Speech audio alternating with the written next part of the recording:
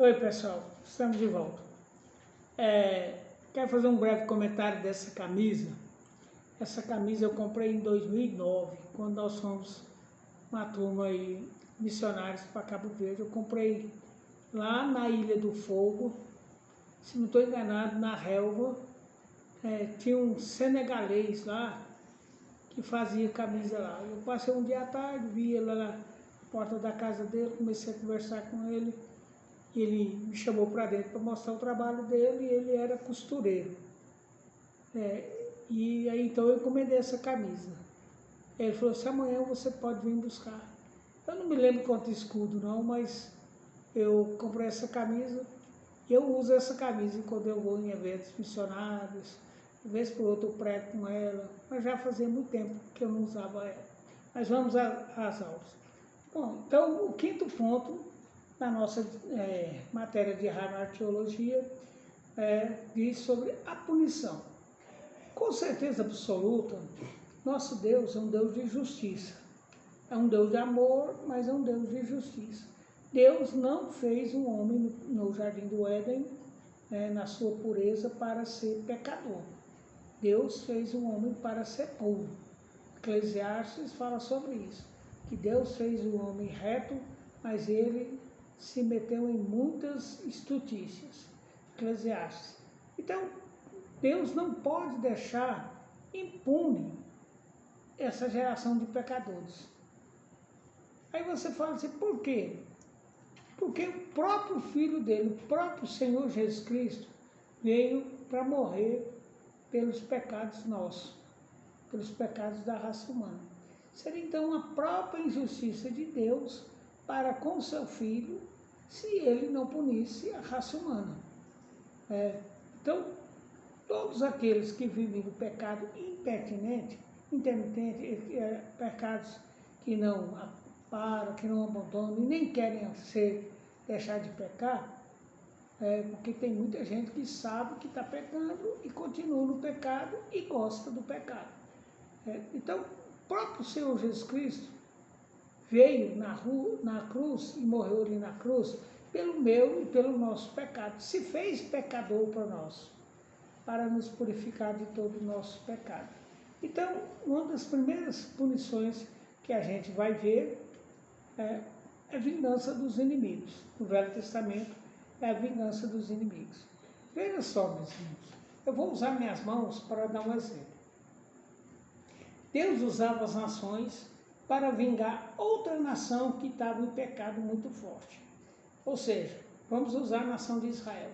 Israel, numa forma crescente, ia crescendo em santidade, buscando a Deus. Aí, de repente, caía na idolatria, ia idolatrando. Aí Deus levantava outra nação, primeiro foi o Egito, eles ainda eram bem novos, começando com 73 pessoas, eles levantavam o Egito para fazer justiça sobre Israel. E aí aquela nação que fez a justiça de Deus, vinha outra nação mais forte e fazia justiça sobre ela quando ela estava em pecado. Aí depois veio os impérios todos, era assim. Deus levantava, fazia justiça por ele, mas ele exagerava na sua justiça, pecava além do, vamos dizer assim, além do permitido, e assim por diante. Aí lá no céu, de uma forma alegórica, Deus, quando fala para Abraão que ia dar a terra prometida para eles, naquele dia que Abraão matou ali as ovelhas, os gados e ofereceu para Deus, Deus falou assim, olha, você sabe que vocês serão peregrinos nessa terra. Por 400 anos vocês vão peregrinar aqui. Por quê? Porque ainda não encheu a medida dos pecados dos amorreus. O que é isso? Eu explico lá na igreja minha, vez por outra eu estou pregando sobre isso e falo que as nações naquela época tinham espécie de um balaio, um cesto, que os pecados delas iam sendo jogados lá dentro. Iam sendo jogados, aí quando enchia, eles inclinavam. Aí quando inclinava, Deus usava outra nação para fazer justiça. E assim, Paulo também escrevendo a Tessalonicenses, fala também dessa medida da iniquidade. E assim também foi com as nações, foi com o povo de Israel, que não escaparam disso. Então o pecado, Deus age contra as nações, eu não vou citar nome de nações aqui não, vou só dar um exemplo, mas nós conhecemos uma nação que houve um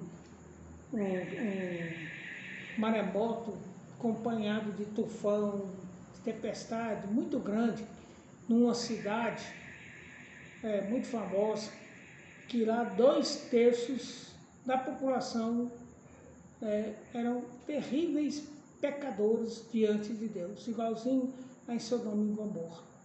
Deus fez a sua justiça assim. Então Deus continua punindo. Um exemplo de outra punição. Recentemente eu ouvi um vídeo de uma mulher cadavérica, toda deformada, e aí mostrou ela quando ela era jovem, até seus 30 e poucos anos, bonita, fumava demais, fumava em média 2 carteiras por dia, deu um câncer na garganta dela, e ela definhou, ficou parecendo que uma pessoa praticamente morta em cima de uma cama. E eu vejo então Deus permitindo isso acontecer por causa do pecado. Se ela não fumasse, ela não tinha contraído aquela doença. Eu vejo isso aí uma permissão de Deus. Então, Deus vinga de seus inimigos, e aí acontece uma morte dentro dessa punição de Deus, acontece uma morte física. O que é a morte física? A separação da parte material do homem com imaterial. Ou seja, a morte física mesmo, por causa do pecado. Eu moro numa cidade que já foi classificada entre as 5 mais violentas do Brasil. A minha igreja é numa localidade que em 14 anos que eu estou lá, eu contei até 79 mortos. Aí depois eu falei, rapaz, eu estou trazendo a maldição para esse local, eu vou parar de contar esses mortos. Quem eram esses mortos? Eram os meninos do tráfico. Muitos deles, eu preguei a palavra para eles, muitos deles, nós velamos os corpos deles lá na nossa igreja. Muitos deles eu visitei em casas, mas por causa do pecado, a separação física do corpo, veio a morte, e morte violenta. Se não tivesse no pecado, se estivesse na igreja, se estivesse trabalhando, nada disso tinha acontecido. Outra coisa que acontece também, que no Velho Testamento nós vamos ver, é a inquietação do ser humano por causa do pecado. Porque o ser humano sabe quando está pecando, aí o Salmo 32, 4 e o Salmo 32, 3 e 4 fala sobre isso. Que você perde a segurança, você vive com medo, porque você sabe que qualquer hora pode acontecer qualquer coisa por causa do pecado. A pessoa sabe, você não, a pessoa sabe que qualquer hora pode acontecer algum mal com ele por causa do pecado. E uma confusão espiritual. No Velho Testamento, também nós vamos ver aí Salmos 14, 1, Provérbios 10, que é a negação do pecado. Pessoas que pecam, mas negam que pecam, mesmo sabendo que estão pecando. Isso é muito comum quando você vai evangelizar alguém que tem um pecado visível, vamos dizer assim, vamos dar o nome disso, de visível, e que você fala com ele, explica para ele a palavra, aí ele vai e fala assim, não, mas eu sou uma pessoa boa, eu sou uma pessoa honesta, eu não mato, eu não roubo. Isso é o quê? Uma confusão espiritual que está na mente da pessoa. No Novo Testamento também nós vamos ver principalmente a morte espiritual, a separação do homem de Deus. Isso tem acontecido muito nos dias de hoje. Tantas religiões, tantas coisas que têm feito separação dos homens de Deus, que às vezes a gente fica até procurando Deus, falando para Deus, manda logo seu filho amado para acabar com tudo isso aqui. E essa morte espiritual, Paulo em Romanos, versículo 12, 19, em Hebreus 10, 30, né, ele fala muito isso, dos homens que morreram espiritualmente, ou seja, foram separados, se separaram de Deus por causa do pecado.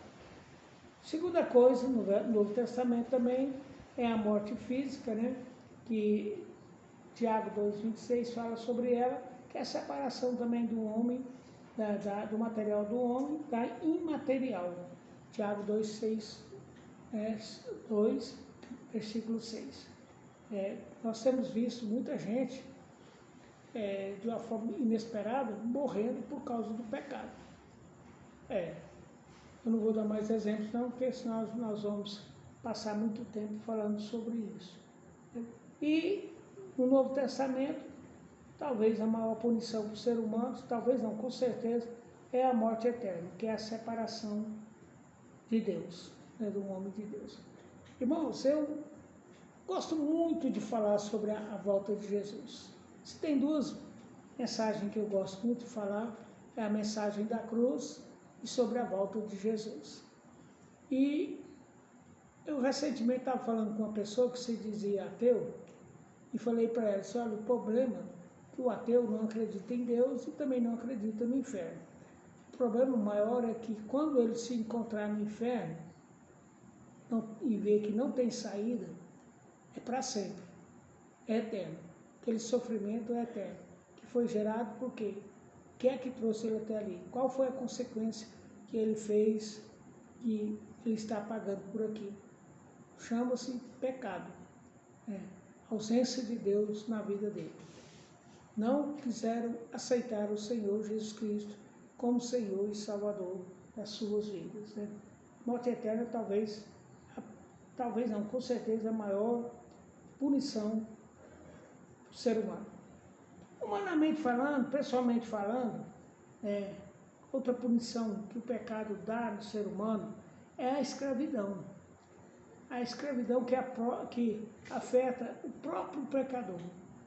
Tem gente que é escravo de muitos tipos de pecado. Tem gente que é escravo de drogas, escravo de bebidas, escravo de mentira, escravo de dinheiro, escravos dentro daquelas soberbas todas que nós vimos agora mesmo, são escravos que são pessoas que são dependentes disso, que se não tiverem isso, eles passam mal, não fica bem, de uma forma geral, faz com que eles podem levar até a morte dentro dessa escravidão. Outra coisa, o egocentrismo, que afeta nosso relacionamento com o próximo. Tem gente que não consegue ter amizade com ninguém. Ele quer ter amizade, ele quer viver no mundo social, mas tem essa punição por causa do pecado, essa punição do pecado para com a vida dele, o egocentrismo, de forma que ele vive isolado.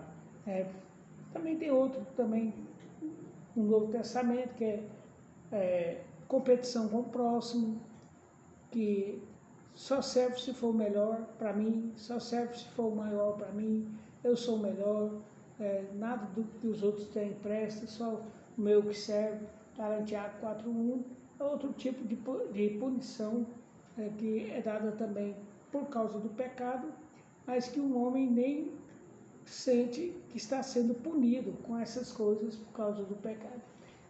Outra coisa também, muito interessante, que eu preciso falar, e eu acho que eu podia ter colocado em outro lugar, mas eu coloquei aqui nesse local da apostila, é a rejeição da autoridade.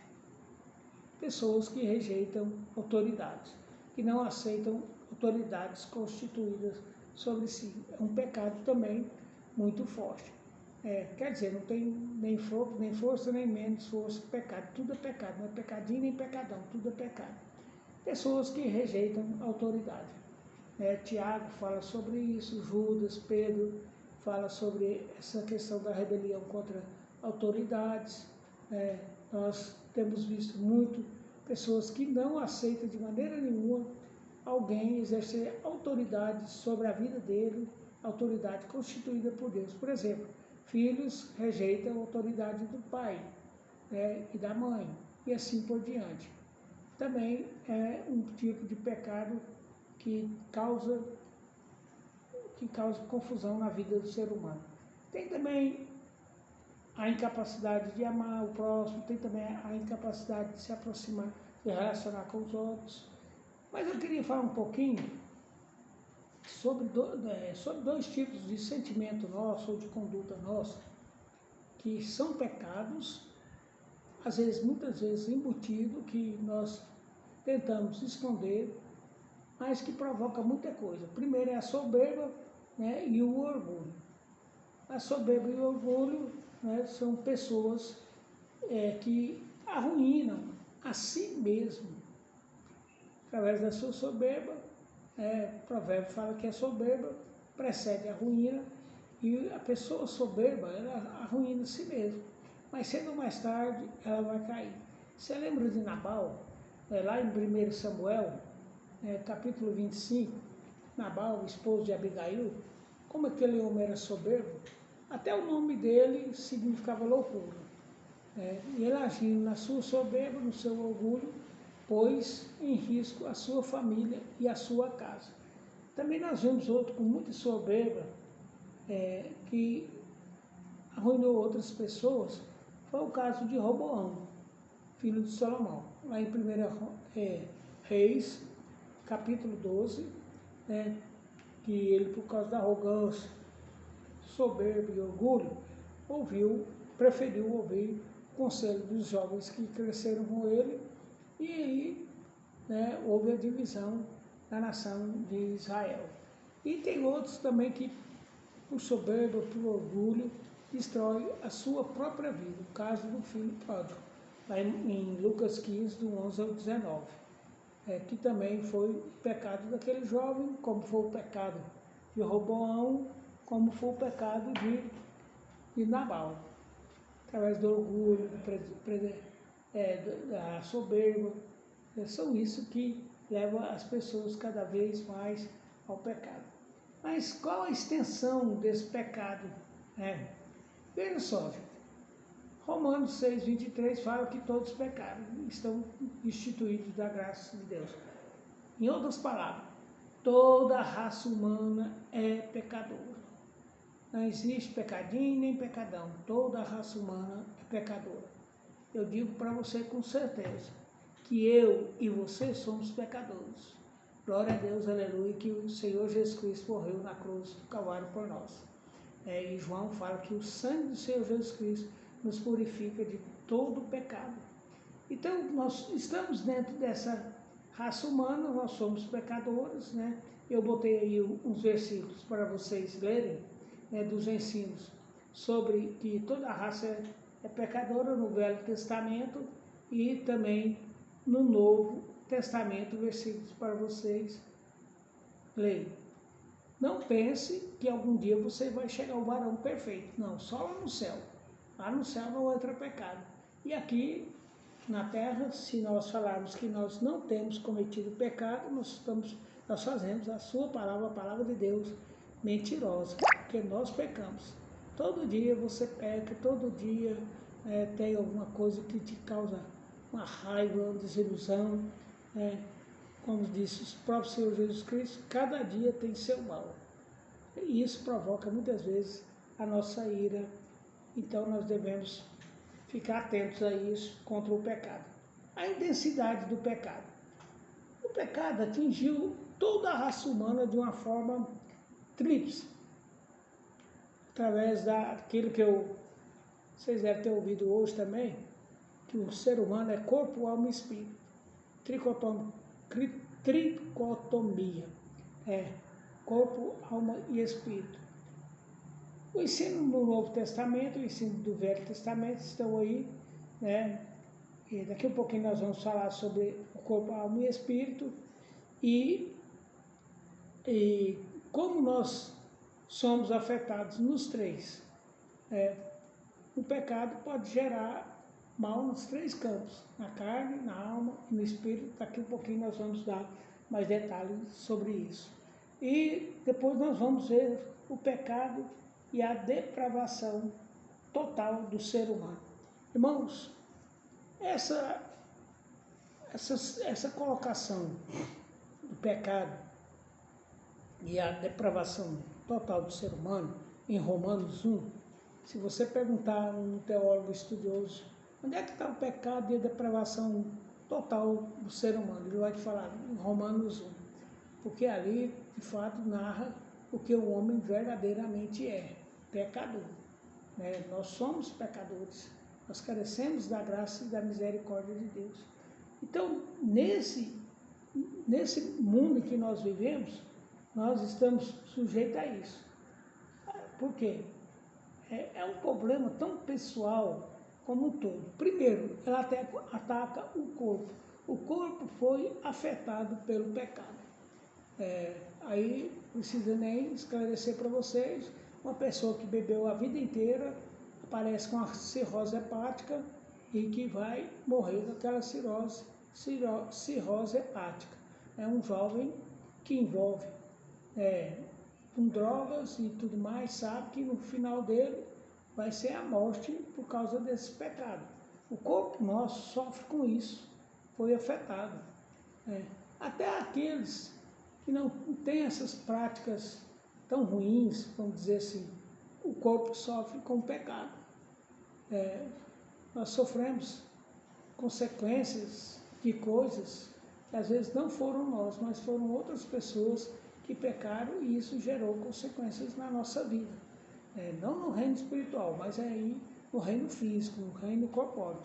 A segunda coisa que eu quero falar para vocês, a alma e o espírito foi também afetada.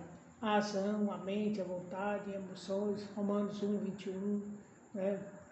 O homem foi afetado de uma forma generalizada pelo pecado, corpo, alma e espírito.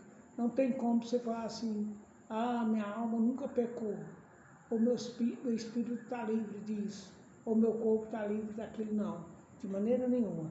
O pecado original lá de Adão e Eva, que vem atravessando esses séculos e séculos, chegou até nós, afetando o nosso corpo, a nossa alma e o nosso espírito e as nossas emoções. Por causa da sua depravação total, por causa do pecado original do homem, pela capacidade, a palavra certa é essa, a capacidade do homem de fazer o mal, de pecar, essa depravação total do ser humano, o homem é totalmente inabilitado para as coisas de Deus. Totalmente inabilitado para as coisas de Deus. Quem é que nos habilita para isso? Quem é que nos prepara para isso? Quem é que nos dá força? É Deus, Senhor Jesus Cristo e Espírito Santo.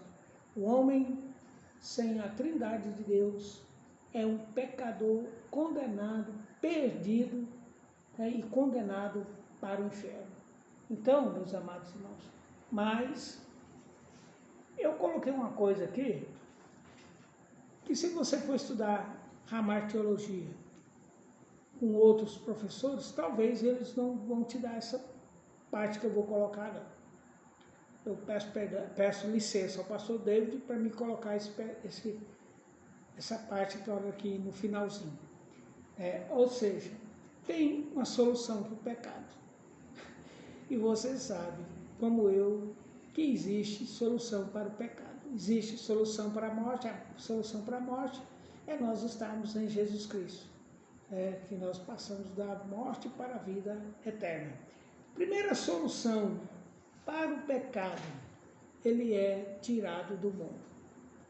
Eis o Cordeiro de Deus que tira o pecado do mundo. 1 João 1, 29. Eu abri a aula anterior falando sobre isso, porque o que tira o pecado do mundo é o Senhor Jesus Cristo.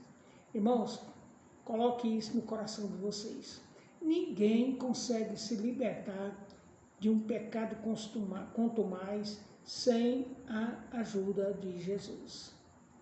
Eu falo para os jovens aqui, eu tenho esse trabalho, eu levo muitos jovens para as casas de recuperação, jovens envolvidos com drogas, e eu falo para eles, olha, sem Jesus você não consegue se libertar.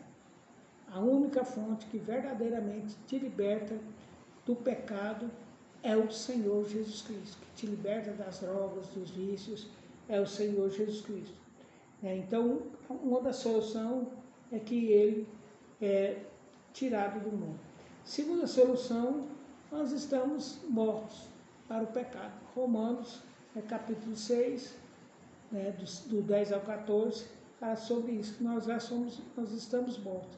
Pecamos, sim, é um acidente de percurso o pecado na nossa vida. Não é um costume, não pode ser um costume diário, mas sim um acidente de percurso na nossa vida. Nós temos aonde recorrer. Para onde? Para o Senhor Jesus Cristo. Outra coisa também, libertos do pecado. Nós somos libertos do pecado através do Senhor Jesus Cristo. Em Romanos 6, do 18 ao 23, aí na apostila vocês não vai ter o Romanos, o RM, só o número 6 do 18 ao 23, mas vocês colocam aí Romanos. Nós somos libertos do pecado. Então há a solução para a raça humana em relação ao pecado. O pecado é forte? O pecado atingiu a raça humana toda? O pecado segue o ser humano por toda a vida? Sim. O homem já nasce pecador? Sim. Mas ele tem a solução. E a solução é o Senhor Jesus Cristo. Amém, irmãos? Fique com Deus. Até a próxima semana. Que Deus abençoe a todos. Vai meu abraço aí, o abraço da igreja. E que cada dia mais vocês possam crescer no conhecimento da palavra de Deus. Fique com Deus.